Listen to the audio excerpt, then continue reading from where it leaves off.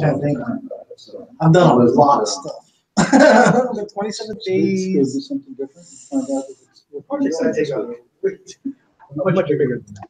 Yeah. One of the reasons I brought this up is because I've been listening to this guy's podcast, and it's like 10-minute segments. Really, it's really short. He puts one out a day, and now that it's gaining momentum, he's never short for content because people keep writing in about their side hustles. So his target audience is people who work full time that are busy, that are doing some side hustles to earn a little extra income. And all he does is he just has people call in or tell them their story. He interviews them, gets the information. He actually does verify that these stories are true. And then he just explains it. He doesn't interview them on the podcast. That's how he keeps it short. So for 10 minutes, he says, this person had an idea. They wanted to do this. This is how they got the idea. So this is how they launched. These are the problems they came across. This is what they're making today. And this is podcast after podcast, 10-minute segments. What's you guys name? It's Chris Gillibo. Yeah, this guy. And out of the podcast business, he has now started to travel the country. Cities that ask for him to come and do little workshops. And basically, he's an affiliate, everything from affiliate marketing to product creation, Amazon, eBay. A lot of different markets and stuff. That's all down there. But a lot of these businesses that are on there are stuff that's pretty darn simple. I mean, and like some of them are very.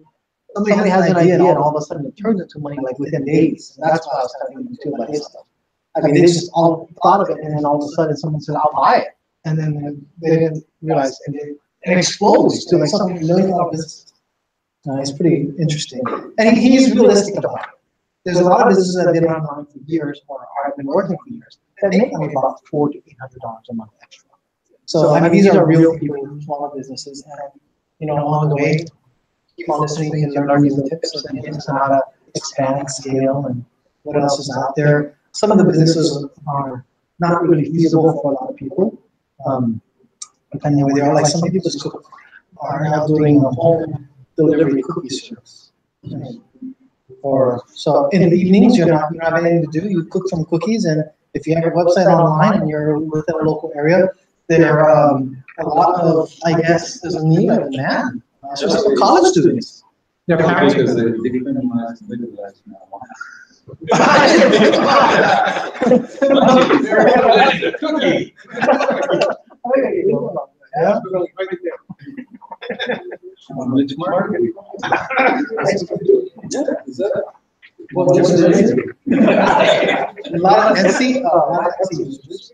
That's one thing. So he keeps it really simple for those who are interested. And he puts links all over his site.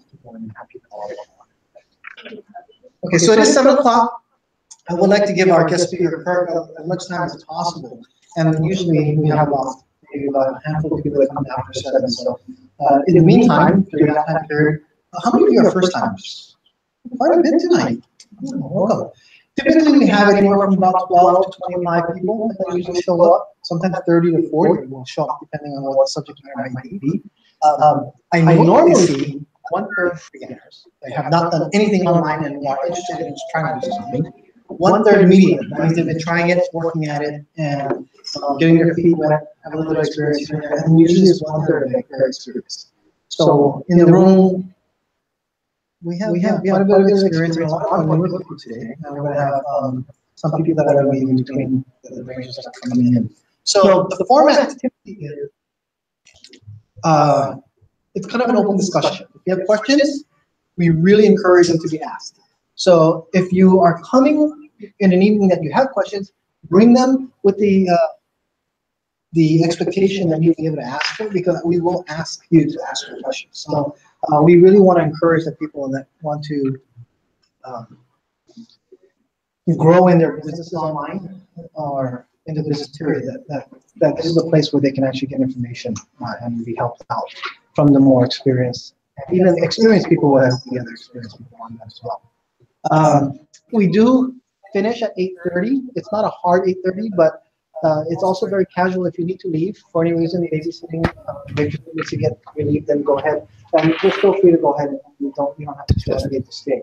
But I do want to make sure if you have a question and you need to leave, please ask your question before you go, because my goal is to make sure every question is asked as they come up through the night or even before you come. So that's one of the main objectives of having. This group was started by a gentleman who had major experience in internet marketing and helped many of us grow our businesses with the knowledge that he gave us. As he now is just way too busy with his online multi-million-dollar business now that he can't run this, so you're stuck with me in the meantime for that. Yeah, till I have it coming up on that way. To be honest, I was asking Stephen though if it is, well, I was telling him that this may be my last month running it. I haven't completely decided it. It's not going to die though. I'm going to let Stephen use all the equipment. If he can run it, then he can run it. If there's anybody else that can volunteer to help him, that would be great along the way to help them. We've been doing this for like 4 years now, 5 years. And so and we've missed a few months due to fires, flus, and Christmas because they needed this room. But other than that, because we have it and it's still being held, it'd be great if it can be kept on going. The reason that I'm going to be stepping down is that I'd like to, I'm considering, highly considering, and this is probably more so, I'm to start a Bible study, a business Bible study for business owners and entrepreneurs. Probably do it once every other week on probably a Wednesday night. But because of that, if I'm leading that, that actually takes study before I actually do it. Like this, I mean, if there's a subject matter, I can study it and do it. But for the most part, a lot of discussions will come out of what I've been doing through the week and different things. So there's not as much time commitment, but a Bible study will take more. So I think I'll be stepping. If anybody's interested, please let me know. And there's no commitment. If you're saying you're interested, you're not. I'll just send you an email and let everybody know that I will be starting it and where it's going to be. It probably will not be here because I don't know if they allow that type of event to happen, being that it's, I don't know if people have religious problems with that kind of stuff. But when I find a location, that's probably one of the things that I will be looking into starting. And that's just an idea right now. But if that does happen, it'll happen probably before or next month. So that's why I'm thinking this might be my last month doing it. Not sure yet. Before we get started, does anybody have any questions that they brought that they'd like to discuss before we bring up our speaker? You will get an opportunity at the end of the evening as well. So not right now. Nothing?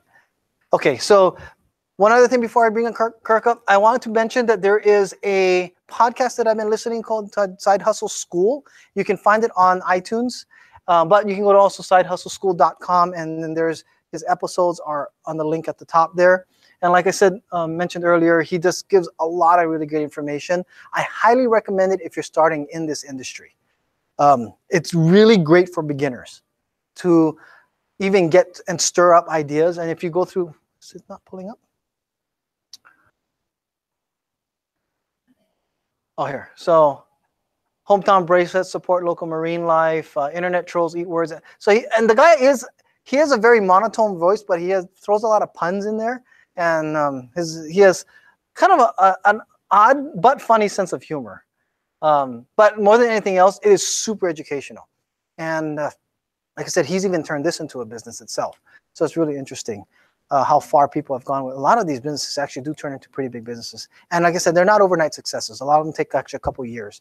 This 27 days is possible, as if you listen to some of the stuff that's on there. I'm actually going through all of them. I'm trying to catch up right now. But they're only like 10 minutes a piece, which is really good.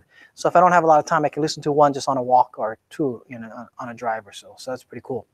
I also would like to say, Kurt was actually going to be teaching us or giving us like the title of the email. How many of you got my email about tonight's present? Okay, so tonight our special presentation is done by Kurt Krieger. Is it Krieger? Krieger. And he's going to be teaching or explaining how to use contests for lead generation for your business.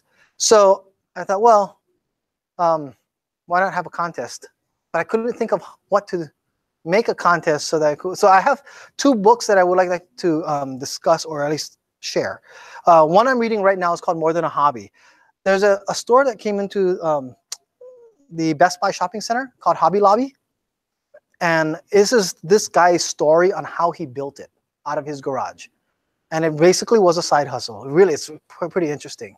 They started just making these little frames in his garage. He bought a little machine, borrowed like $600 to put these frames together. And then he started going to distributors and asking, would you like to sell these? And sooner than later, they actually started having a business starting to grow out of it. Then they brought in and started having beads to make bracelets. And it was during he said 1972, I think is what the year is. And I guess it was a big hippie area during that time. So they would have hippies come to their house, sit down on the floor, put these bracelets together, pay in and leave. And from that, it just really started to grow a business on that. There's a lot of great business concepts. This book was written about 6 years ago. So he was talking about the business being about 1.6 to 1.9 million dollars at the time. Oh, billion, $1.9 billion. It is now a $6 to $7 billion business a year. Business. So it's monstrous. I think they have like 700 stores throughout the US. And if you've ever been to this Hobby Lobby here, that's a smaller Hobby Lobby store. Their square footage is like football fields. I mean, it's huge, huge. So he talks about how they run it. The other book that I just finished reading is also by him, called Giving It All Away and Getting It Back Again. With Obamacare, that new healthcare laws that came out that forced businesses to pay for contraceptive and for the day after pill, because of his religious beliefs, he refused to go ahead and jump into that. His court case got taken all the way to the Supreme Court, where they were being fined $1.5 million a day for every day that they would not abide by the law. They won the Supreme Court case. So that is about the case and their beliefs and why they stood to it, because they were going to shut down all 700 stores overnight had they lost the case. And that was because they just knew that that's what they felt God wanted them to do. That whole story is about how they actually have a very strong religious perspective toward their business. Now, that is not why I decided to switch over to my Bible study. That was before I actually wanted to do that. But that book does encourage a different perspective that even I would never have thought. He also does talk about finances and how they leave a legacy for their kids. Their kids get nothing of the business. And that's a biblical. If they don't work, they don't make money. There's never a handout, because that destroys families. And it's been statistically proven. So he has that whole concept. So I am going to give away one copy of each of the books. And I think what we're going to do tonight is, if anybody is interested in this one or the other one is called Giving It All Away and Getting It Back Again. I think we'll do a drawing. So if anybody's interested in it, because I don't have a contest to go ahead and have anybody compete for. So we'll just do a drawing. So by the time the nights end, I'll have probably scratch pieces of paper given out. If you just write your name, put it in there. The thing is, Barnes & Nobles does not have copies of the book. So if you win, I will need your address. If you feel uncomfortable about that, unfortunately, sorry, but that's what I'm going to have. I promise you, I will not mail you anything. It'll just be given to the clerk there, and I will pay for the book, and they'll ship it to your house direct from their warehouse. That's how it has to be, because they don't have the book on stock.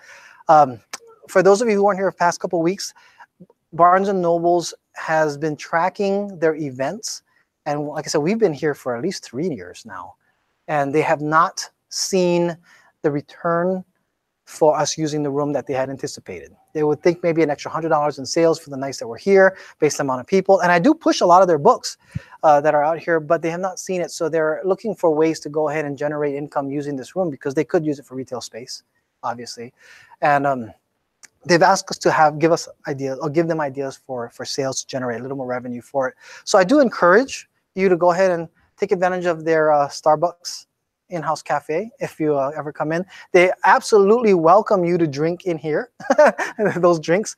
And if you do have any books that you're interested in picking up as well, that'd be great if you just let me know what book you might be going, if you're picking up before the night's end. And that way I can let them know, hey, there's a couple of these books that were actually sold out through here.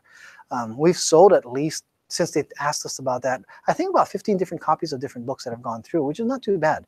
You know, it does generate sales for them. So that's the only other thing. They don't charge us for the room, which has been very generous over the years.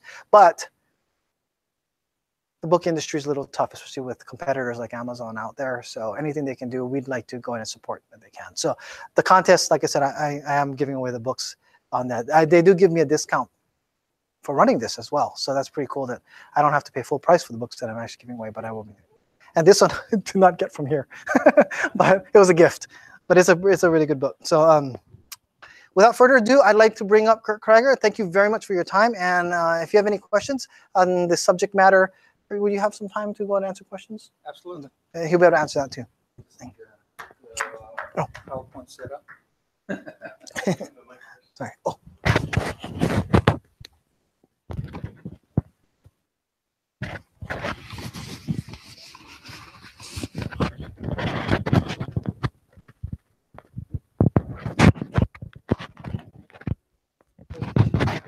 Yes. And then there's a couple of them. It's the lead.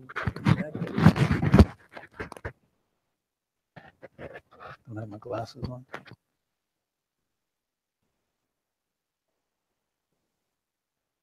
Let me get set up and then I'll be right with you guys.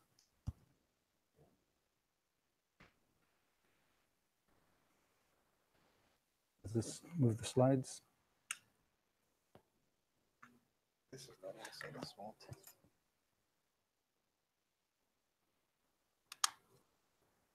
This is a newer version. Which one runs it? Well,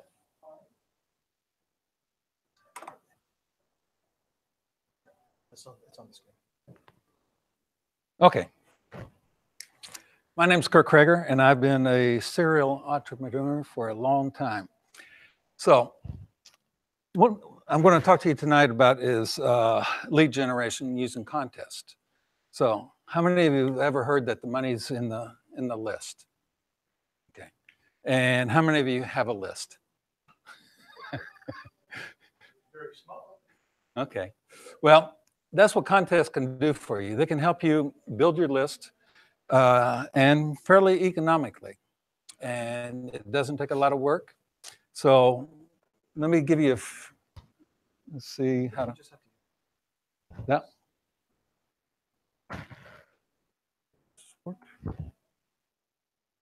No? Just a mouse. Hey.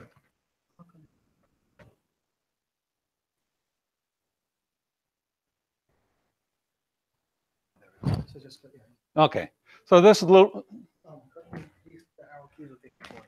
Okay. So that's a little bit about me. I've sold just about everything there is on the internet, everything from body jewelry, religious supplies, to coffins. And so I've used just about every technique. You know, email, I'm on all the major shopping platforms, Amazon, Walmart, Sears. We have our own websites. And so what we need to do is kind of transition off the marketplaces because they tend to take a large percentage for your commission. And so we have our own websites. And using your own website, you can do a lot more things than you can using Amazon. Like you can market to people. You can send them emails and ask them to buy things. So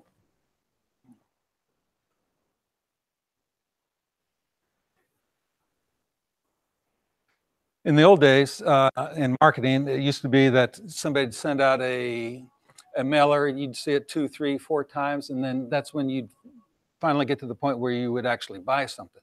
But now in the internet day and age, you need to see about 10 to 14 different touch points before you start thinking about buying or recognizing that you may want to buy with them.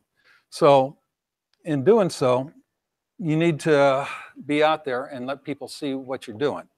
And contests can help you do that. There's several different ways to monetize your list. And this is a key. Have a list, you just don't always try to sell. You got to give them some type of content. And it's usually a ratio of something like 5 to 6 to 1. So you try to give them content, and then you say, oh, by the way, I have this product here, and it addresses some of the content that I've been talking to you about. So that's the end game of what you're going to build your list from or for, so that you can market to them later on. And a lot of people, they'll make a list or they'll start selling and they'll have people on their mailing list, but they never do anything with it. You'd be surprised how often that happens. So you absolutely have to do something with it. And the reason you got to do it right away is people will report you as spam if they, well, who's this guy? Maybe I signed up for something a couple months ago, but unless you're always in the forefront of their thought, they're going to say, who is this guy? They've done a bunch of studies to find out that with emailing, it's converse to what you'd think. You think that if you got an email from some marketer every day that, oh, I'm just getting spam, and people would get rid of them. But that's not necessarily true. There's several people I've got on their list, and I get stuff every day, and there's a lot of good content there. And so those are the people that I'll continue to follow, and that's what you should be doing as well. Just not emailing once a day, or once a month, rather. So here's some different ways that you can monetize your list. You can replay promotions. So let's say last year you had a promotion, replay it. Send them an email saying, this is what you can do with it. Do an upsell, do a downsell, do a cross-sell. You can put affiliate links in. There's nothing wrong with that. You talking in your email about something specific, or giving them content, and there just happens to be an affiliate link to somewhere that they can buy something and you can make money. That's perfectly fine. And if you get big, people actually pay you to advertise in your email. So today we're going to talk about contests, giveaways, and sweepstakes. There are 3 different terms. They all seem like they're the same, but they're not. Contest, that generally implies that there's some level of skill involved. And typically it's one big prize and no other prizes. A giveaway, that can be, sign up and you do this and you get a free beef jerky or something like that. It's usually a lot of smaller prizes with many different winners. A sweepstake is, there's not necessarily any skill involved, you just sign up. And so there's a distinction, there's a legal distinction. You do have to have wording on your website or your contest page so that you can identify it and you don't get in trouble with the FTC and local authorities and all that good stuff. But there's lots of information out there on what you can put on your site. Okay, we went over that. There are a lot of different softwares out there that help you do contests. Here's a number of them right there. They're all fairly good. They all have a lot of common. The one I like the best is UpViral. That's why it's got the check mark on it. And that's what I use. It's very flexible. It's very easy to use for me. It integrates with all the software, the email responders that I have. It has great tracking, so I can tell which sites people are posting to, whether it's Pinterest, Instagram, LinkedIn, Facebook, or what have you. I can do A/B testing, which is testing this one versus that one. So that's a landing page that people get to after they see your contest, and that's what the A/B testing is. They have a really great program for that. They also have a great fraud identification, because some people, they'll see a contest that they really want to win, and so they'll enter 5, 6, 7 times using the same IP address, maybe a different email address, their mother, their brother, their whatever, but it's the same person. And they also have a great analytic package, so you can really drill down and see what's going on.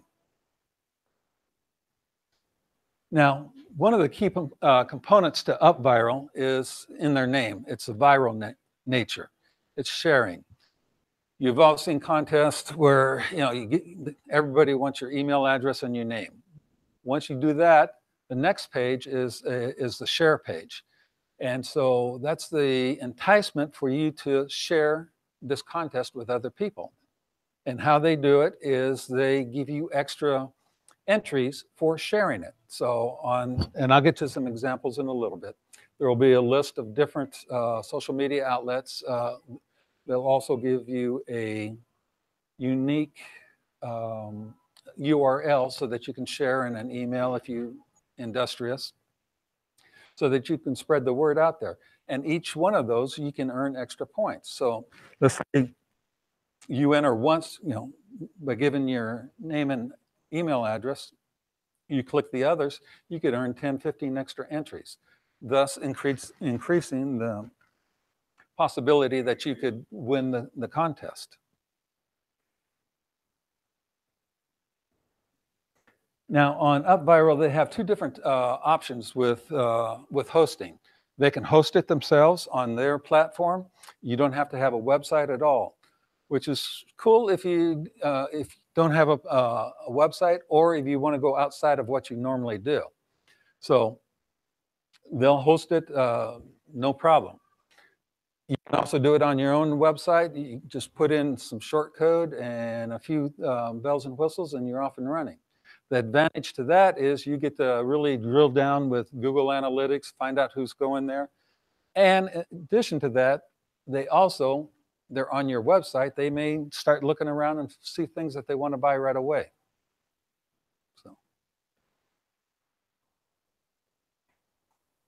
So the components of a contest, it's the prize, it's what you're going to give away. The key here is not to be cheap, like nothing against this book, but if you give a contest away to give away one book, how many people are really going to give up their email address for that? Not a lot of people. They're going to think, well, I could go down to Barnes & Noble and get that. And so you got to make the prize worthwhile, something that people want. I have a body jewelry company, and I have a ton of excess inventory. So I created a contest to give away $500 worth of body jewelry. Okay, pretty good prize. A lot of people want to sign up for that. Now, body jewelry is still a niche market. It's not like giving away wine or bar accessories like some people we know. I'm going to pass on this pad and paper pen. If you want to enter the contest for the book, for one of the two books, just write your name on it and just fold up so the next person has it. Keep all the pages on here, because when I get all back, it's easier just to grab one pad and out there and find. But if you're interested in, if you're not, just pass it on to the next person. Okay. So that's a prize. Make sure it's worthwhile, something that people want. In addition to that, you need to keep it in your same niche. Okay, if I'm giving away, or if I'm in the body jewelry business, if I'm giving a prize of, say, $500 worth of cash, I'm going to get everybody in this planet to sign up, but they're not going to benefit me once I get my list. So it has to be kind of in the same industry and same focus. It can be related, something close that they may be interested in. It could be for tattoos, in my case, or some other alternative lifestyles. But the next component is the lead capture page. That's your page where you get your sign up. That's where you're really trying to entice them to sign up and give up the email and their name. I do something a little bit different than what UpViral does.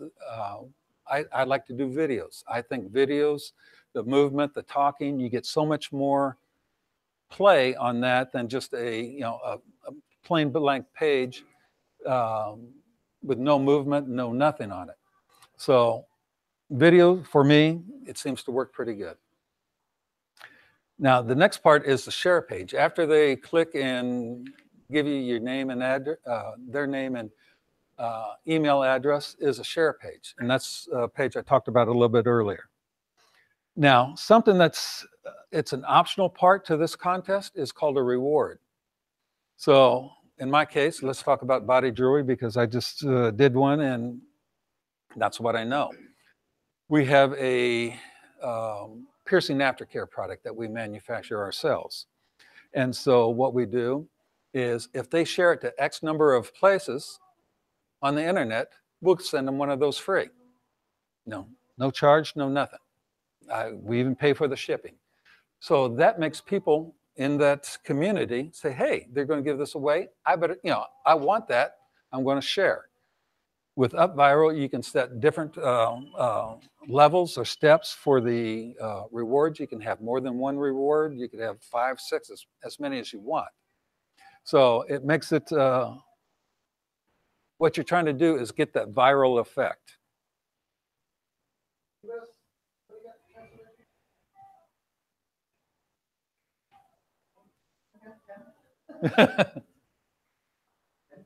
Okay.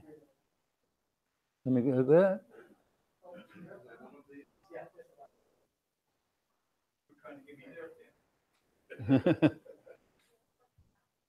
Oh.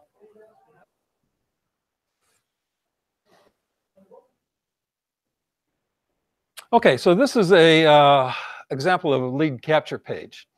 You can see I got a video up there off to the side. This is on one of my websites, so I can do things like add a sense of urgency by putting a timer in there and letting them know how many days are left in the contest. And the contest itself is this right here. And you're able to fill in the blanks pretty well with what you want to say, get your point across. Here's another example. This is for my body jewelry company. Now, this is a little sneaky trick right here that I have right here. With body jewelry, there's there's many different sizes and types of body jewelry. There's belly button.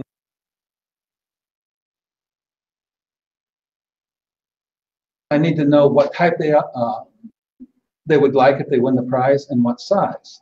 Now, how does that help me?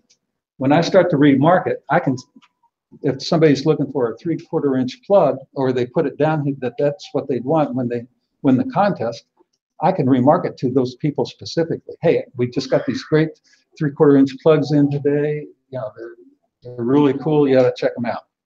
So then it doesn't become, your content just, skyrocket in credibility.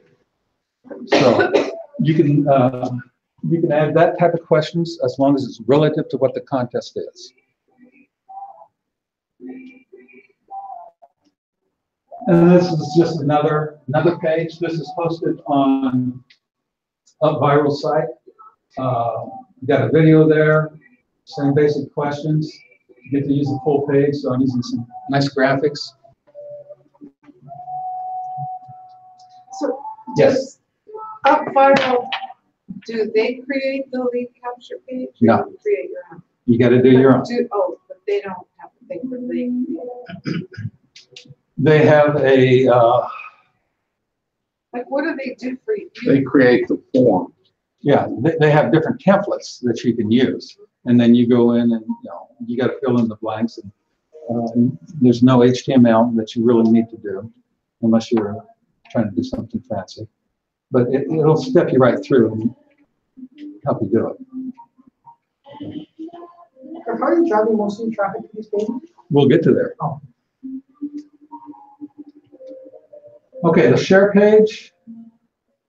So you can see here, I still got a video up there. I'm thanking them, telling them, thanks for entering our contest. It's going to end this day. And by the way, if you share it with other people, you're going to earn extra points. And so right up here, right there, that's where their unique link is. And this is the different places that they can share it. And you can't tell it right now, but this icon right there, that'll tell them how many points they'll get for sharing it on that specific social media platform. So on this one, we have a large Facebook following, so I give more points on Facebook than the others. And you can see the reward right here, how we're enticing them to share. This is another, this is the one on UpViral, not on my website. And we talked about the reward. It's pretty much an ethical bribe. This is the back end of UpViral itself. And you can see there's a couple different contests that we have highlighted. I don't think that's right there. So this one right here, you can see that I had, this is in about 2.5, 3 weeks, I had almost 2,100 people go to the page where the contest is being run. Out of that, 592 decided to give me their email address. This other one is just a test. I'm just playing with that one. And then this was my first one. That's the one that I started to run on UpViral's site. And I said, wait a minute, I'm missing that on all the traffic to my site. So I just rolled that over into the first one. But I still got close to 1,000 people in this list that I can keep sending emails to. Your site did better. Yeah, it did. The metrics that proved out that people do like to have it on Like your branded site. your branded site, because they know that you're not a fly by night, that you're just not trying to run a contest to get somebody's email address, and they see that you're a real company and get the look and feel. So there's a lot of credibility that goes with that. That's a good test. Yeah. So these are the different stats that you can get. Your campaign metrics, that's the overall. Your social metrics, you can see where people are sharing your contest to, all the different social media platforms. Your email metrics and your split test. Earlier I talked a little bit about A/B testing. It's vital that you do A/B testing on these. It could be just a different color or changing the wording around. We did A/B testing on these, and we thought something was working pretty good. We threw up something else and found out that works so much better. And then it's just very interesting. So this is what the metrics for the campaign metrics look like. If you're a math wizard, you start looking at the numbers up there, the 40% compound conversion rate, it doesn't necessarily add up. What they're taking into account is this down here.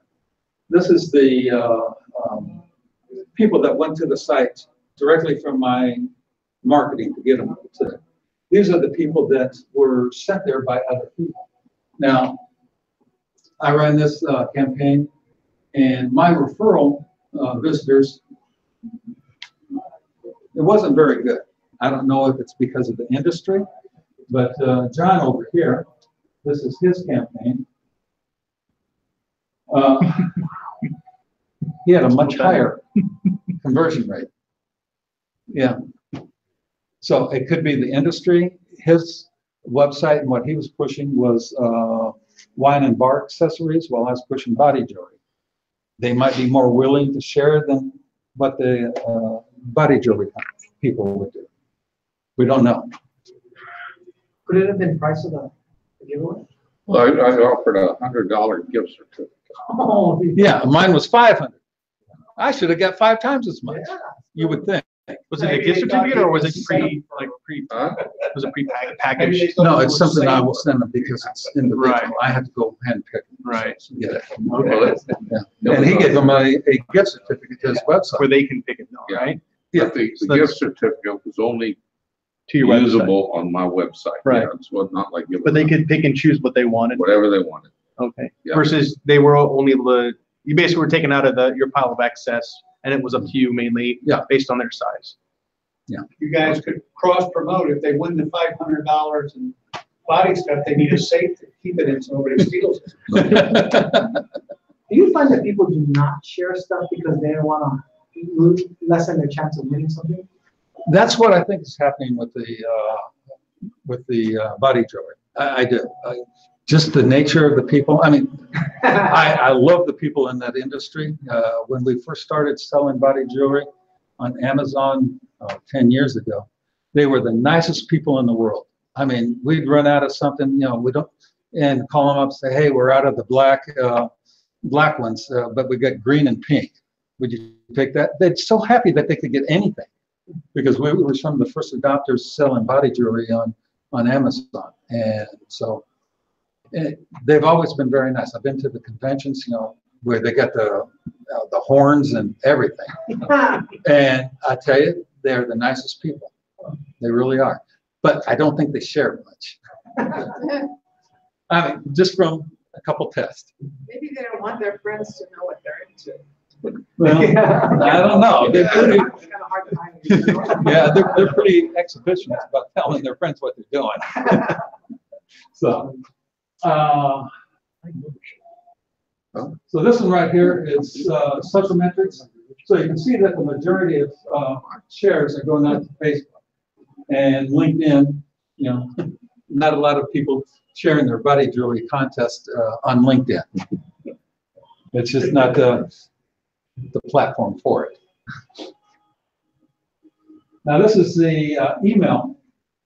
When you set up your account with UpViral, there's several predefined email responses. So when somebody enters a contest, UpViral will send them an email on your behalf, if you want them to, saying, thanks for entering, here's your unique link, and then you can put in whatever verbiage you want. And there's 5 or 6 different predefined templates that you can send. It's not like an autoresponder where you can keep sending them. You can still hook up your Aweber or MailChimp or what have you to it. And they're pretty robust with that. But this is just like the first response. So you can see that I'm getting an open rate of almost 35% for people that just signed up. And there again, it's going out right afterwards. And then it goes up from there. Well, I did an A/B on these two about increasing the odds of the body jewelry, and it went up a little bit.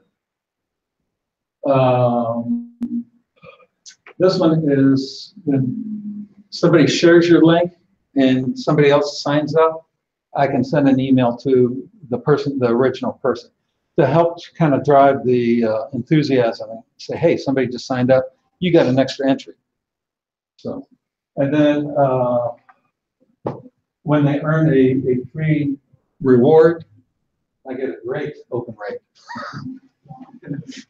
So, and then also a great open rate when I announce a winner. I get 100% on that, unless it's a fake one.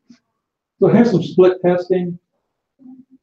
You can, as you go, you can see the top one, I haven't picked a winner there. It's still a little too close to call, 29% versus 31%.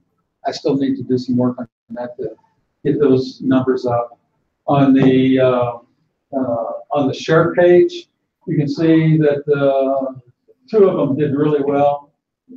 Well, no, they were all pretty much the same.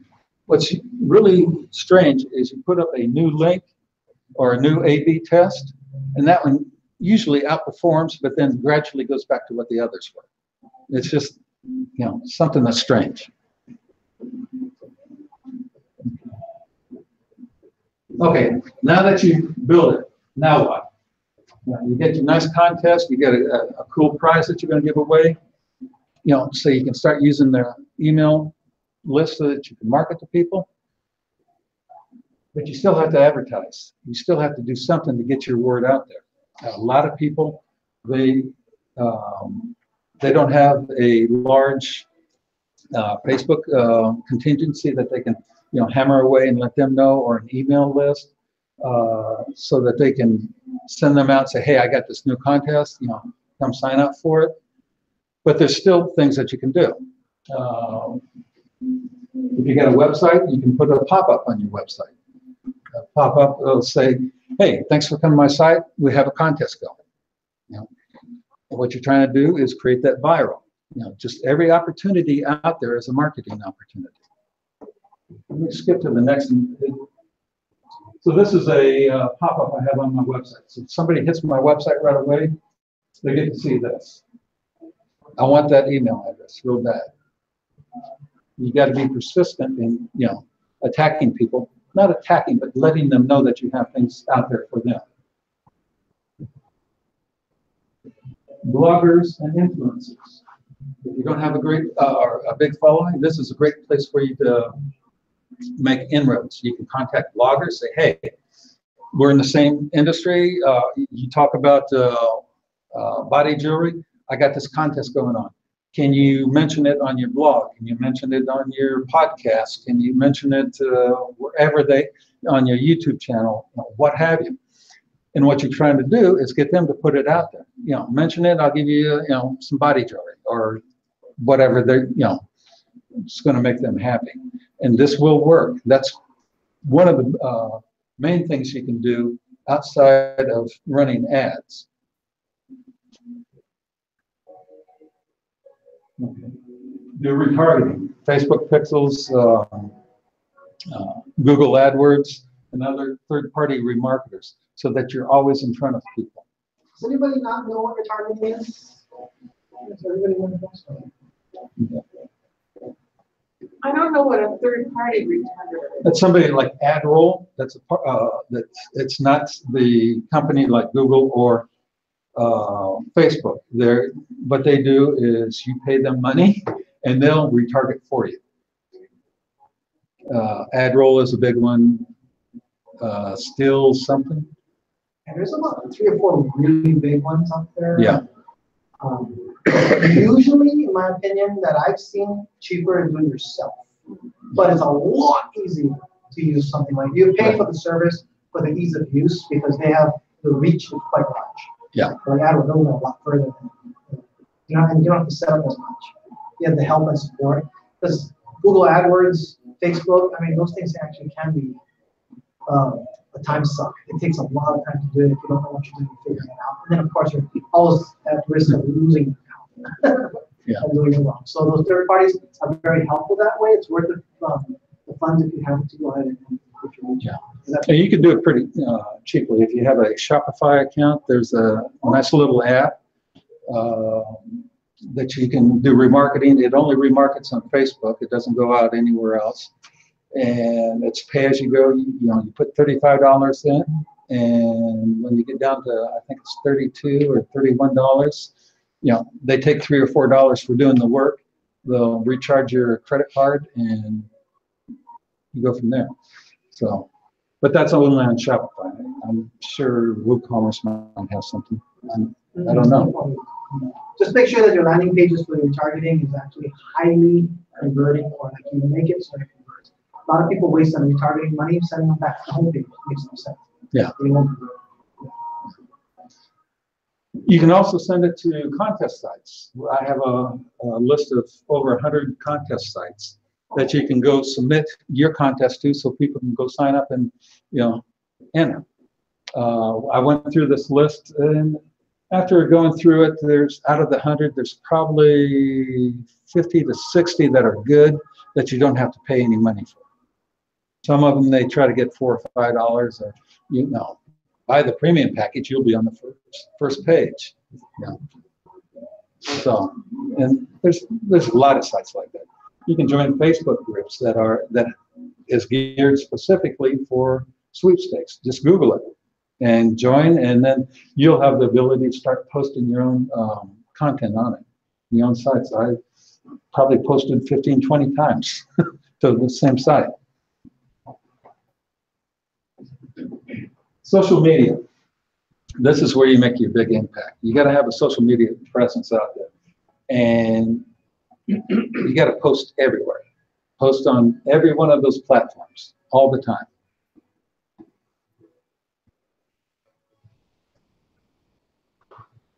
Okay, so this is one of the posts that I did. You can see that we reached 16,982 people. That's not a bad reach for one post. I did not boost it. I didn't pay any money for it. It's just organic. Pretty good. So on the contest that I have there, I didn't run any ads, and I got close to 1,000 people. Now, that being said, I do have people in my Facebook, and that quite a few people on my body jewelry Facebook. That helped a little bit, but That's not an ad, that's just a post. Yeah, that's just a post. So, How many people like your page? 36,000. Yeah, half your audience with one post. Mhm.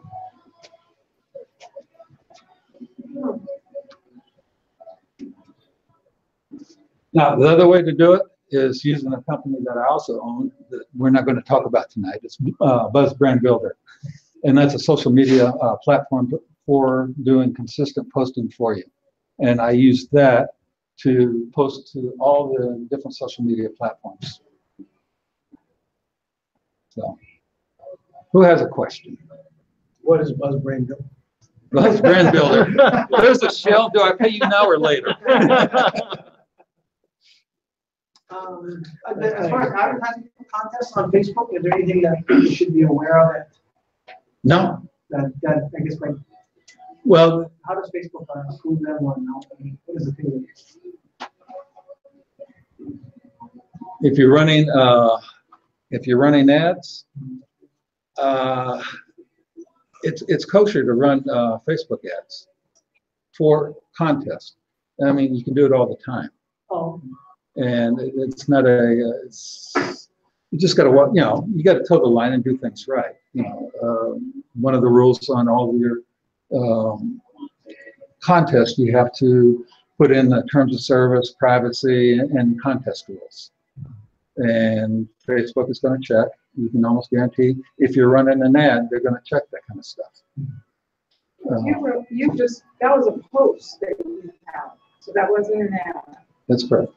So, but it was like advertising the contest. Yeah. Right. Well, I posted about the contest. Yeah. Okay, I was so sharing. I've been thinking about doing a contest, but it's a different, because I don't have the email addresses or contact information for a group of homes, people that I want to be able to collect their contact information other than just their address. So what I was going to do is have a contest and give away a prize to a specific neighborhood, mail them postcards promoting the contest, and if they want to enter, then they have to respond with their email and phone number. You're going to have them do that online? Yeah. They're not going to mail it back to you? No. Okay. Okay, that would still work. You're not going to get the... depends on the... people. It's a small area. Yeah. You can load names into Facebook and it'll match up their Names and phone numbers. names and phone If numbers. they're on Facebook. Yeah, most people are. It's amazing. I had 223 people on one list, and I put it into Facebook and came up with a list of 220. Only 3 were not on Facebook. Yeah. Wow. So. Will you do mine? So you could do that. You're not going to have a large audience, a lot of people, but if the payoff is the cost of getting a new client or a new lead is worth it, then yeah, that could work. Also depends on what the prize is. If it's something that people really want. Michael. Hi. How you doing? I'm late. I'm sorry. I know you have to buy Hi, coffee. guys. My name's Michael Murray. I introduced stuff marketing a while ago. I ran for 5 years Ryan Seekers Enterprises, did a little digital campaigns. And on that note, when you mentioned prizes, man, I have no idea how deep you guys are into it. The prizes that I found the most successful were the easiest to give to someone that they wanted easily. For example, a gift card with $50 got thousands of entries, whereas enter to win this car got a couple hundred. By the way, if there's ever an entry to win a car online, be a very good chance of winning it, because everyone thinks they're never going to win it. Yeah. Whereas a gas card, people go, "Hot man, I could definitely fill up my tank and just give them my fake email address, no problem." So I would encourage you. I don't know what your contest is or what you're doing or anything like that, but sometimes they're more practical. The prizes are. I mean, wouldn't you like to have a free thing, guys? I mean, how do you think it's more applicable? and a car. Or another thing we gave away was a weekend trip to Napa Valley. Like this glorious thing. It was perfect. We had like 100 people enter because no one's like, I got to take time off of work, and then I got to drive there, and drive back. Yeah. Yeah, my path down the road of contest, it started by listening to Adrian Morrison. If you're all familiar with him, he's a Facebook marketer, and he has his Facebook is Destin, Florida, and every week he gives away 3 days, 2 nights in Destin, Florida. So he's partnered with the hotels, resorts, what have you. They pay him, and that's how he's monetizing it. And he gives away free weekends. And I was looking at his model and said, wait a minute, move this around a little bit. I didn't like the way he did it, and I think this is a much better way. Of course, he's doing it very well. He'd argue real good and have a good point. But those hotels will give them that because they get the leads off the hundreds of people that sign up for it that want to go to Destin, Florida. Yeah, it's still, I mean, you can create a whole business and whole industry. Travel would be an ideal thing. You got in with a hotel in Santa Barbara, that'll give you a discount rate, something really cheap that you can afford. You put up 3 days, 2 nights in beautiful Santa Barbara, and all they got to do, and then you figure out how you're going to use that list. Are you going to sell them luggage? Are you going to sell them airplanes or tickets or what? And rental cars. Rental cars, the whole 9 yards. That's where your affiliate links work in. So there's a lot of ways to monetize it. You just got to kind of figure it out. You could take just about any stuff that can do something like that.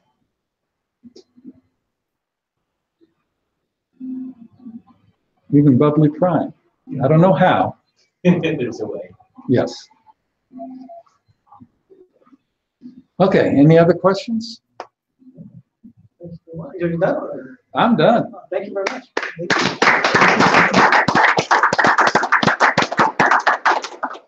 So I have 6 people on the list. Does anyone else want to jump on this? Go ahead. Only 6. Roland M, Michael C, Chris K, Daniel H, Don L, and Tom Hicks. Are we ready? Oh, shit. Good ratio, everyone. Yeah. So that's your name and the paper on the go.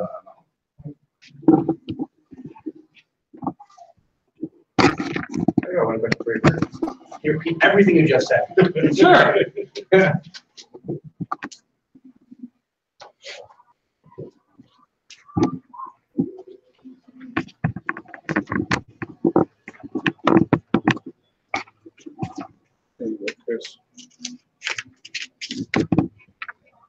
Fold is different, so it pulls out each.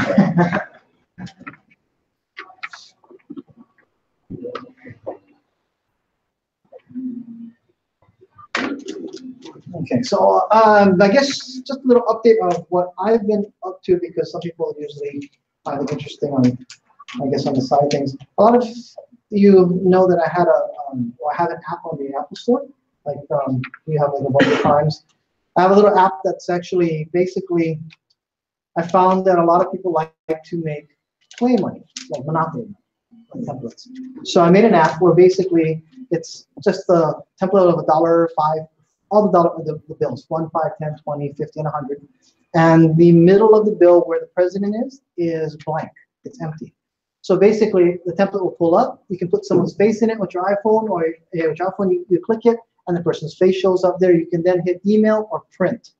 And if you hit print, you can either print 1 or 6 or 8 on a template, and it'll automatically go and air print it out on a sheet automatically for you.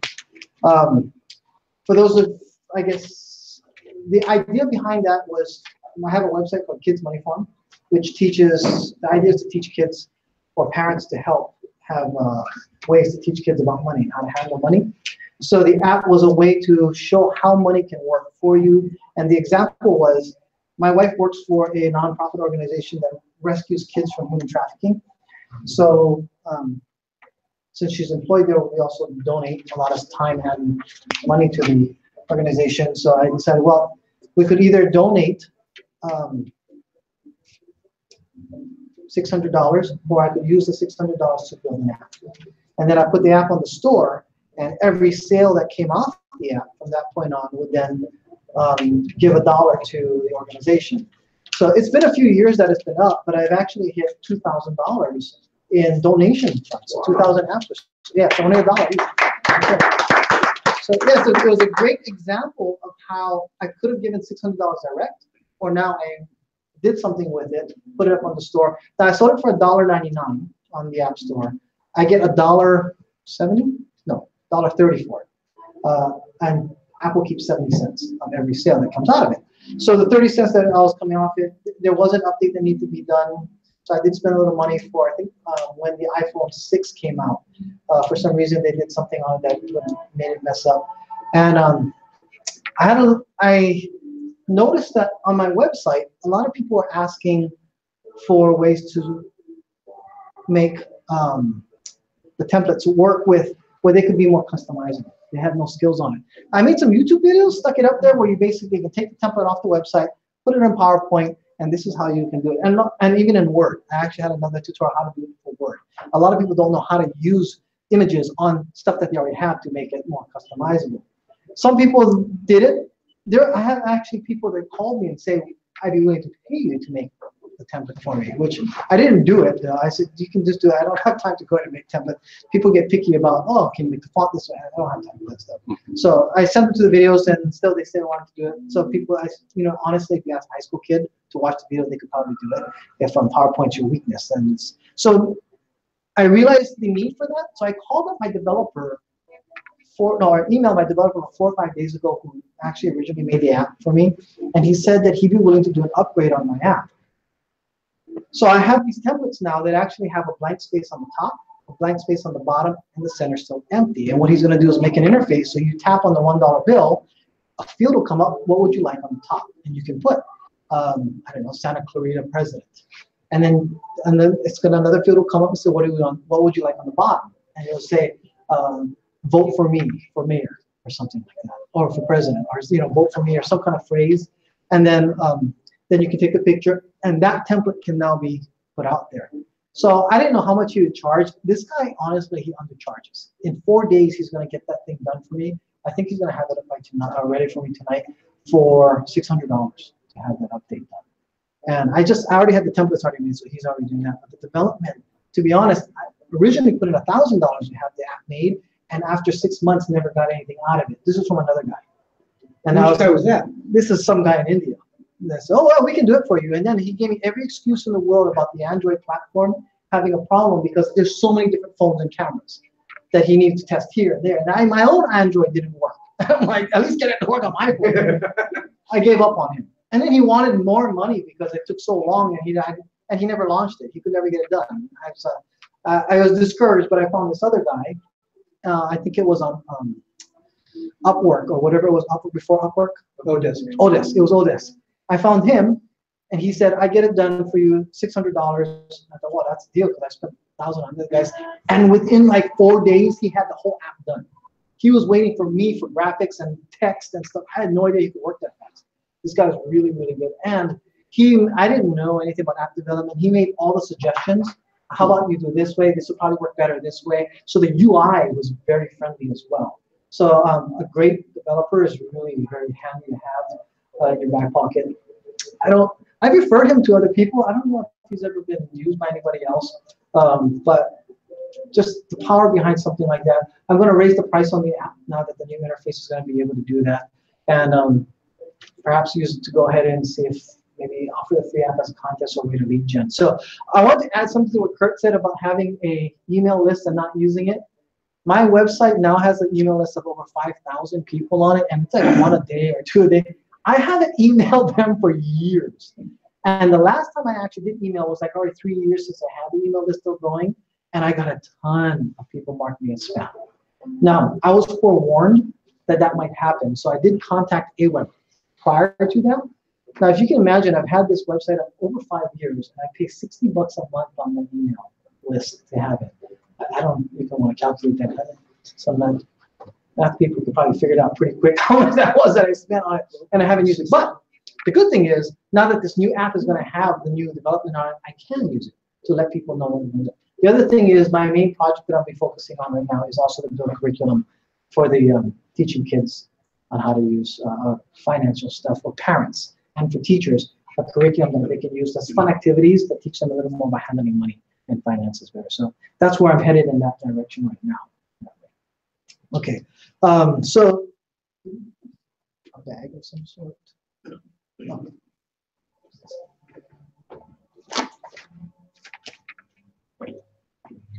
Okay, anybody else want to enter it? Okay, who did not enter?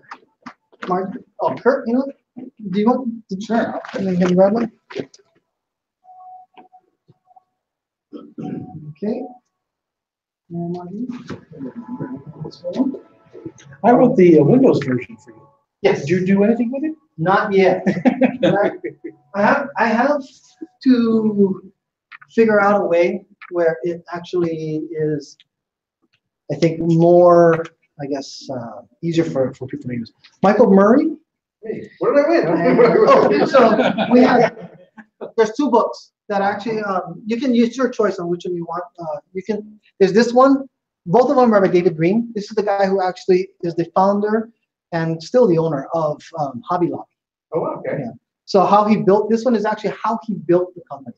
The other one is called Giving It All Away and Getting It Back Again. It's a very, very in-depth religious aspect of why and how they run their business, and about them giving. Every month, he and his family that actually are involved in the business give away half of the company's profits every month. For Hobby Lobby? Hobby Lobby. That's the other book or that one? The other book. So that one's Giving It All Away, and then this one is the More Than a Hobby. The other book, my wife is obsessed with Hobby Lobby. Okay.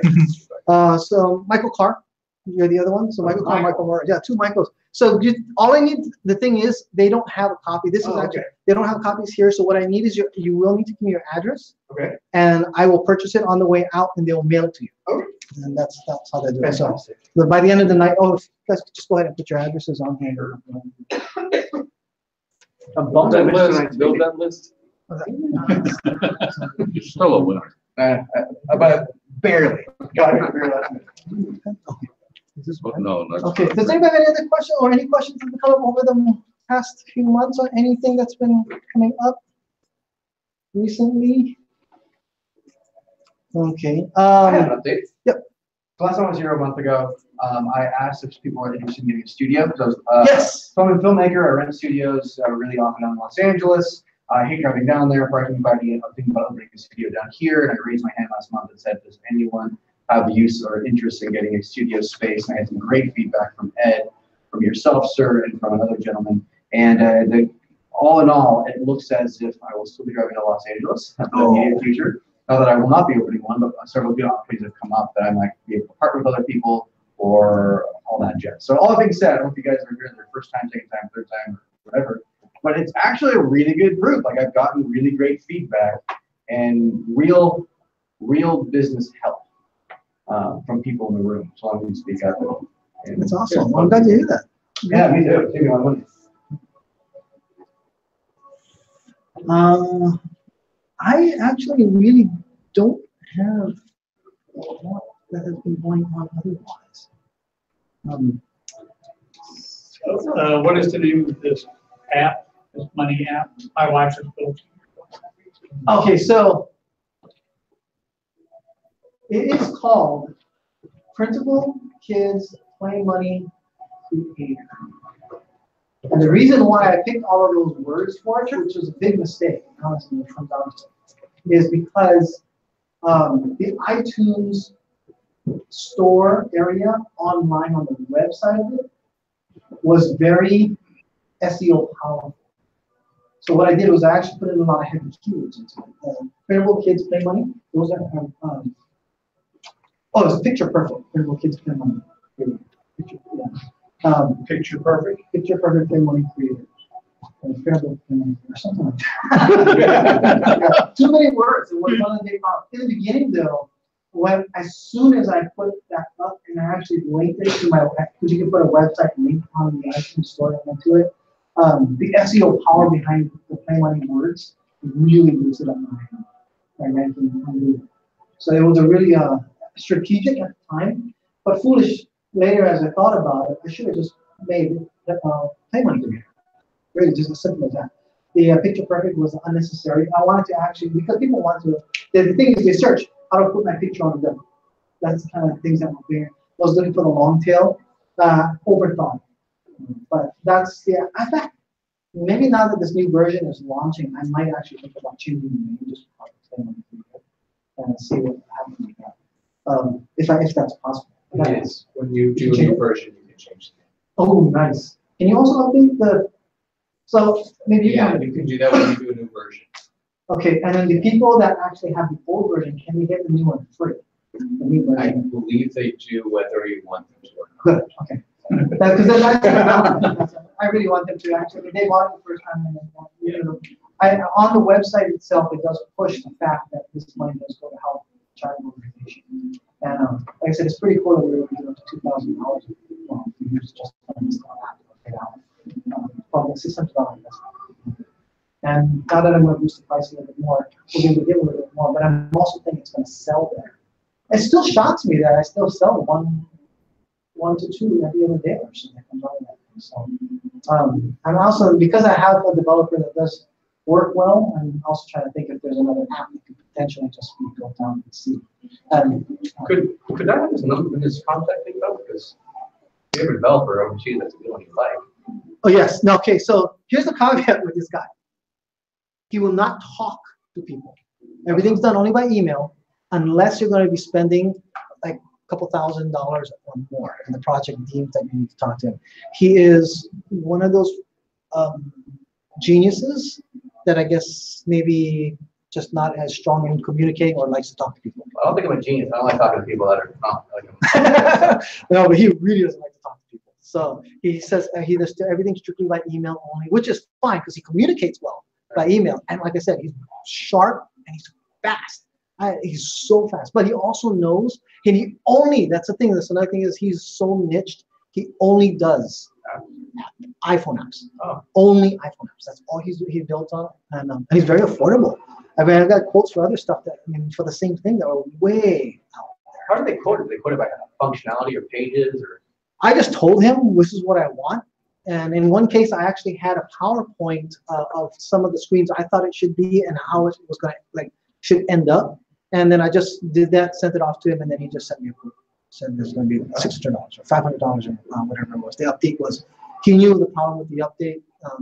Because he fixed that overnight. That was a one-day fix. It was really, really quick. So I don't think he sleeps very much. He's in India, different clock. No. He's in the U.S. He's in the East Coast. Oh. The India guy was the one who was my Android developer who just never got it done. Oh. That was my dumb dream for that. But it was a great learning experience. Maybe this guy just has a bandwidth issue. For the smaller jobs, it's more efficient for him to just be like email rather than spending time. Oh, yes. How's it going? I don't blame him at all for not wanting to talk to people like me. So I'm going to say it's short, quick. This is what I want. This is what I need, and he's right back. This is how much it'll cost, and I've given him bonuses on top of that. I think the first time he only charged me $400. I gave him $600. I think that's this guy's getting better by the minute. My goodness. He was really. I've worked with many developers in my other companies as far as even trying to be the person of contact for everything, and it's tough. It's really tough. So if you don't have a good one. That's a question. Yeah. The group, I guess, that I've been fond of doing that. Yeah. What was, I guess, everybody's problem they wanted to address today? Was it contesting, or was it something on top of that? That's a great question. I think last time we came here, one person was like, I'm looking at getting like a printer for myself. I'm like, I don't know why I came here, but cool. Someone else found them and answered their questions. So I think that's an easy way of connecting people. I know for me, I literally had a meeting over here, and I just went, and it was happening today, and I haven't seen you guys in a while, so I wanted to come over and just kind of say hi and see everybody. Does anyone want to share their problems in their life? Well, I don't have this is my first time to one of these meetings. I didn't come for the specific content in this lesson. Well, I found it very valuable. My wife does a lot of blogging, and I'm kind of looking into what kind of creative ways can you monetize that. anyways, that's what. My sites do strictly AdSense. There's a lot of my revenue that comes in that just so. Are you familiar with AdSense? Mhm. Okay, so I use AdSense, and if you go and listen to that guy, what's it called? The Side Hustle School. You'll hear about how bloggers have converted their blogs into some big money. Big money. One was a essential oil lady, and found out that people wanted to know more about blends. And then she started doing that, and then all of a sudden she actually found the manufacturer to do some of the blends that she said worked well for her. So she was doing, I guess she was buying it and blending it and blogging about it, and then she found the people like it for certain things and decided to do her own blends and create her own line, and it took off. So that's one way. Does she have a specialization in blogging or just blogging in general? Or? Actually, she does a lot of, we're both certified, certifiable wine experts. Oh, wow. We're Big industry. she does a lot of writing about wine and stuff, and we're both on the road to getting our sommelier certifications, and we've done our WSET certification. Well, alongside of AdSense, if you're looking for money immediately, I've found people that do blogging for a hobby, but at the same time, they charge. Like, I don't write. That's my biggest weakness. I don't do copyright at all. But I pay the most money to good bloggers to write regular content and to get someone specifically in my field that I know that a client wants to write automotive. I need a blogger that has an automotive background. Whereas for you, I get paid in the process to write blogs for. Well, that was one of the things you touched on, was you've got to have content on a lot of these sites, and sometimes you do that with bloggers and all. And I would suggest, I'm sure someone else would say this, something simple WordPress site, get a few blogs up, get some content. Yeah, that's where she's at now. So. How long has the blog been running?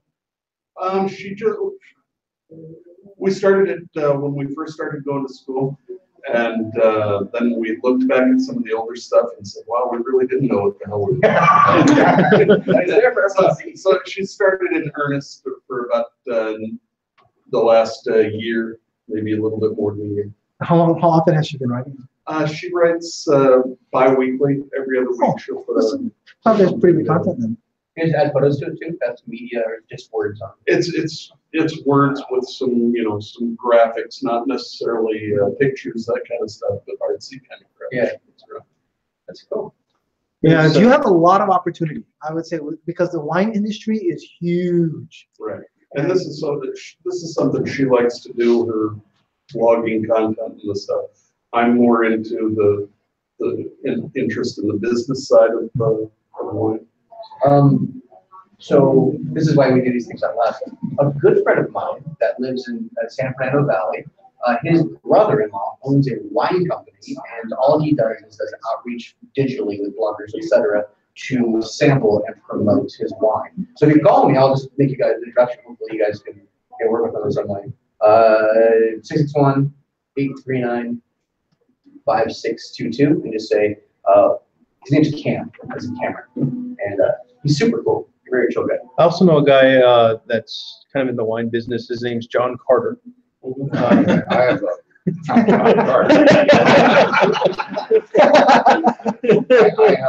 wineandbaraccessories.com, and I'm starting to do personalization. Well, I do personalization stuff, but I'm also I interview just like you. And it works well for both. It gives me content and you an outlet through our customers as to who you are and takes to your blog. Which So one if did you you want to get a hold of me, They're giving it all away. John, The religious one. John Carter. Let me see your. What is this? Can I see your? Here's part of your chart. 661 297 I drank one. My wife drank that. 8474. Yeah, just and but I do. You used to belong I can't think of the word. So we get over. well, wine. Podcast. I do it. Podcast. Oh, very cool. That's how I'm supposed to play entertainment Podcast. And When you're known for the podcast, when you learn about you, put it up on the site. that much money. They learn about you as they go to your stuff. And then then you posted, you did the podcast with Wine Bar Accessory, and they come together. Right there. Your friend imports wine? No problem. Yeah, he imports wine from France. He's French. Oh, And he sells to restaurants. He doesn't sell Thank to you. people. I guess, but he sells to restaurants. Not a big wine. If you want to, there's a resource. It's called authorityhackers.com. And these guys, all they do is build niche sites and teach people how to build niche sites and monetize them. That's all they do. And they have some pretty incredible case studies. They have their own flagship program that they sell. I think it's like $2,000 or $3,000. But their blog, just in general, has like really good content, really good in-depth content that you can take a look at. Is it best to build your own website or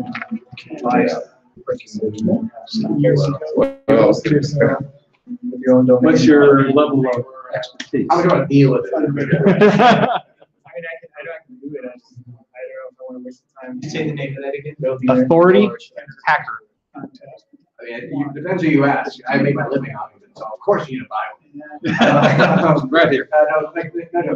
I build websites as cheaply as $2,500 all the way up to $75,000. So depending on what you want your brand to do, what your website to do, if it's just doing a blog, it's fairly inexpensive because it's probably pay someone. You can do it yourself. If you pay a brand, have a really good one, have it up tomorrow night. It just depends on what you have and what you want to do, right? What are you trying to sell? You trying to sell anything? Or? I'm trying to sell anything I can. Blog as well. Trying to build a brand. Ground up. If you're starting off, I would suggest don't bet a dime until you know your niche, what you want to do more of it. Like, hang on your money as long as you can. I agree, and the time that you're gonna spend too. Yeah, figure out how you're gonna make them. Otherwise, you're spending a lot of time. Because I've been doing this for a long time and I've started so many ventures thinking that it'd be a great idea. Do your research first. If you talk to every one of the big gurus out there, I'm not all single one. But there are right some whatever you're passionate about and you do as your hobby and you do it well, might as well make it a business. I mean, if you're trying to start a brand, what do you naturally do and do well at? And then lean on that. But yes, you can do like a website or you can get one off the you have one on Facebook. You're not all blog. One thing to remember is I've probably built 50 websites. I would say the same thing. I have 40 or 50 graveyard. And I would say of the 50, 40 of them didn't do anything. But the 10 that did well. But you're gonna don't get discouraged. Just get another idea. Go back at it. If I could go back in my career all over again or start right now, personally, and this is kind of against taking money, I would say if you're good at something and you're good at talking about it, do a YouTube show, become a YouTube influencer, because that's where the dollars are going, where people are wanting to do it. Get your face on the camera and start talking. I mean, regular about it. Whatever you do, it's the video, the blog, it's anything. You're regular. I was gonna say the same thing about the wine. And if you and your wife are both getting certified, that's actually kind of interesting to have a husband and wife couple be on video talking about wines. It's usually one or the others. Either so, but to have actually, because there's a lot of couples that drink together, and I think having two different relationships to be able to relate to. Yeah, but the thing is, everybody will listen to what I mean. If you listen to somebody talking about wine, that's their perspective. To have two people, a husband and wife especially, they can discuss how you guys discuss at the same thing. I think that's an interesting niche that you have. Hannah Parks. I don't know who she is. She's a big YouTuber influencer.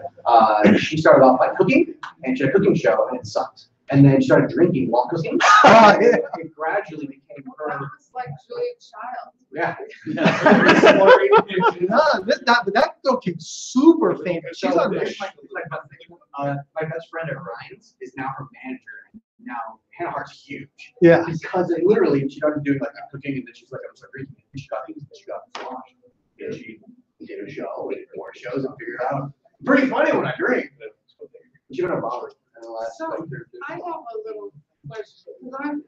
I'm a realtor and I've been doing real estate forever, and it's always, all realtors seem, everyone thinks we're all the same. And now the big thing is realtors are, they say, oh, you have to do video. And, you know, I don't like holding my phone up and talking to it because I hate the way I sound with all of that. But I feel like now I have to hop on the bandwagon and have a. I would say there are some realtors who have tried to do that, and it's a big turnoff. If they're not enthusiastic about it and they're not made for video. There's a realtor that I've never done business with, but I saw his Facebook page one day, and he's a local guy, John Carlson, I think. And he's always posting hilarious stuff and pictures of, oh yeah, I just sold this house out here in Hermosa Beach. Look at this wonderful sunset. I mean, so are you saying good or bad? Good. Yes. He has the personality and the presence to pull that kind of thing off. See, I would want it humorous, like rather than. Yes, you have to be entertaining, otherwise you have more I see they're so boring, and so like a guy sitting in his car, hey, Oh, I hate that. I hate that so much. You're so lazy, you have to only talk to me because some of your house players do like Right. But I feel like now it's necessary, you know, like I have to be on video. So I don't know. Here's the thing. You're so personable. I don't know if you need to. I don't know. I mean, I know you need to build business in another way, but I don't know if you need to be funny. And if you just show you care and you're having. But it's like people have to get to know who I am. You know who I am. But the other thing is, I think always like when I'm walking, like today, I walked through like 3 incredibly gorgeous houses, you know, from $1 million to like $3.5 million, and they were gorgeous. And I thought, why aren't I doing this with my phone? And then I thought that's so cheesy because you don't really get a good impression of what it is. It's just a Now, you want video to sell or for people to get to know you? to get to know me. All right, then what you might want to think about doing is not selling at all.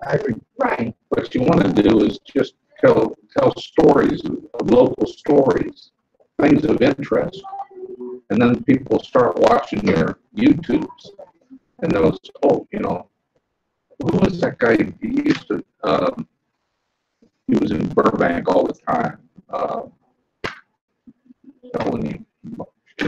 Can't think of all these names, but he had a whole TV show.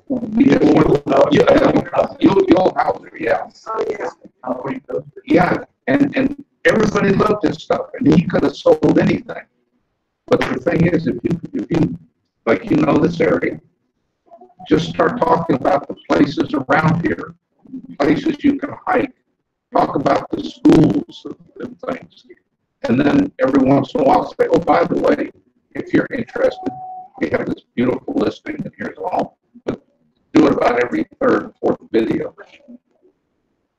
So, I really need context because everyone has to. I ran a real estate investment fund for 1.5 years, so I'm very familiar with real estate. They're really from high end to low end. We raised 1.25 million a month. So I know what I see. I agree with you completely. Rather than going, how do I sell you on something? At the end of the day, the only reason why I was my real estate agent is that he was a grumpy old guy, and he would walk in, and every single house he would say, let me tell you why you don't want this house. And he educated me by being very direct. Like, see that termite there? Everything's all broken. He educated me. He stopped trying to sell to me and started trying to protect me. And then gradually, he showed me more places, and he wouldn't say as much. I'd say, Bill, boy, really great guy. I love that. I called just to hang out, but he's just really cool guy. And he stopped saying things like, wow. He said, well, why should you get that? He went, you should get this. Well, those more expensive, but yeah, that's why you should get it. It's a good house. So at the end of it, to answer your question, I agree with not selling as much, but also for the firm, I found very quickly people all had the same 10 questions that were pertaining to me. So we shot video just answering a direct question. How long are you in business? For 2 minutes, I would wax what about this. So when someone had any questions, I sent them a link to my playlist on YouTube where they can get to know them and then get to know my inventory. So I didn't have to sell myself. They were interested with the call. They weren't. They kind of fell off that whole lot of stuff. So I would tell you to video if you're not comfortable with video. Sure you are. You're just going to confound yourself in a scenario where you feel comfortable. Yeah, it's funny because actually when he said that, that's exactly how the realtor I worked with in Texas did exactly the same thing. She had a list of like 12 houses. So we flew out there, looking property out there. And the first thing she did is she said, I'm going to educate you about the houses in Texas. They're different from California, the way they're built. And she said, her parents had this long, big, huge property management company. So she said that one thing that they understand is what goes wrong with houses, especially Texas houses. And one thing is, I was driving with two guys prior to that who got me, and I ended up with $5,500 in down payments that they said I could get back. And this other woman that we went on again, she took me around. First thing she told me about was foundations. About the clay foundations in Texas will just kill you if you find out. So she went around and she did that. That confidence that we had, one is I knew I could tell you the foundation that was going to be bad or not. And then after that, her husband was a contractor. She could tell me everything wrong with the house as well. And then when it came down to it, like you said, the houses we ended up buying were the ones that actually, she said, these are the least problems that you have. And we know all the big ones because she showed us how to find all the things. We went around with her with all of them.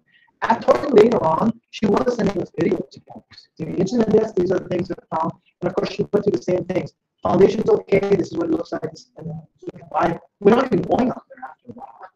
I would recommend almost doing the same thing, just doing your own YouTube videos. When somebody's coming looking for a house, here are the things I watch out for my clients. That's a very good thing. And yes, and then after that, the thing is, they know you know what to look for that they should watch out for. Just like he said, that would be really a huge trust factor. I would consider that. Because I am, like, when I do show homes, I do point out, you know, there's a freeway right there. Yes. Like this house, you know, I don't. Like, you want to present what's unique to you. So I would say go to your most recent sellers and ask them why do you like me? And everyone will have great suggestions. And then I can take Bill because I tell him he's a really cranky guy. Don't call him at 4 o'clock. He'll call you. And I told him his go thing was, let me tell you why I don't need this house. And I always like my so whatever it is makes you you. I think that they trust you once they can connect. So, you know, if you have a dog and you're talking about your dog, the dog lovers are going to connect. You're going to be talking about dogs, and then suddenly they're going to ask you a question about a house, and they're going to trust you because you're a dog person. If that's the case. And you're also connecting with the most basic concerns. So when I bought the house, my first thought was, I'm going to lose my money. Where's the bad area? How much good area? I have all these questions about how I didn't know. So in your video, you sound like, this is why you don't get this house, this is why you should get this area. If you're an authority hacker person, that's all people care about. You know more than me and regional. It's funny, the earliest in 1998, I bought my first condo up here in Sacramento, and I found the guy's website. He was pretty much like one of the few guys that had his own website, and he said, and he had to sign up for your, I mean, he was way advanced. Nobody was doing this. Sign up for my email list, and you'll get, I mean, he said, sign up for my email list, and I'm going to send you 10 things you need to know about buying a first-time home buyer. That thing in the guide. And once I got that, I'm like, I don't know anybody else. And I got his list, I might as well use it. Oh, yeah, build that too. Build in 10 things you need to know before you buy a house. Yes. Like, I don't know the there's 10 of them, I know 2, so I'm missing on 8 of them. And of course, the secret's to actually saving more money in negotiation. Some of those small things, right. You know, the little tips that you already know. And the thing is, you think it's second nature. You probably don't even think that. But if home buyers, they don't know. They really don't. We're all scared. We're definitely afraid of Especially first timers. They don't know anything. Even some, like I've been in my house for 22 years and see the laws that have changed. Yes. And, you know, the process was so anxiety provoking that like I wanted to forget it 20 years ago. You know, so you know, we're all novices when we go to buy. Yeah. The one thing I would use is I would just send all the realtors and, hey, I want to work with you. These are my requirements. And I would say you have to own investment property. Because I don't want somebody telling me, would it look good living in this house? I'm never going to live in it. I'm looking for only invest. They have to be able to talk to me, like I said, cosmetic. This will probably cost you about how much to fix it. And that's the kind of people I'm looking for because they can see how I see it. And these are requirements that I have.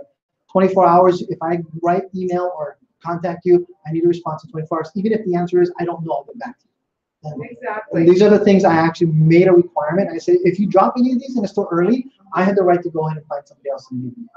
Because I need to make sure. You need Time to is money. know, like, as a buyer or a seller, you need to know, like, right, as soon as that information is Yes. available, you need to know. Okay, so the time is 8:30. If anybody has any other final questions that they're here you want to ask, we do have someone. Yes. I think that the one thing that resonates here with me on this is the message that keeps looping back around for you is educating the consumer, and with educating the consumer, you're creating trust. Yep. And that's how you circle back. Education, trust, and you circle back. And so, it's like, I don't think I have to be afraid of do anything else. I think if you reach out, educate the consumer, you build the trust, and there's your feedback loop. Like that. That's really smart. There's a lot of words you said are better too. Thanks, Yes. guys. Well, thank you guys very much. Michael, I'll have actually, it'll be not up to you. Cool. Thank you very much. I put my phone number.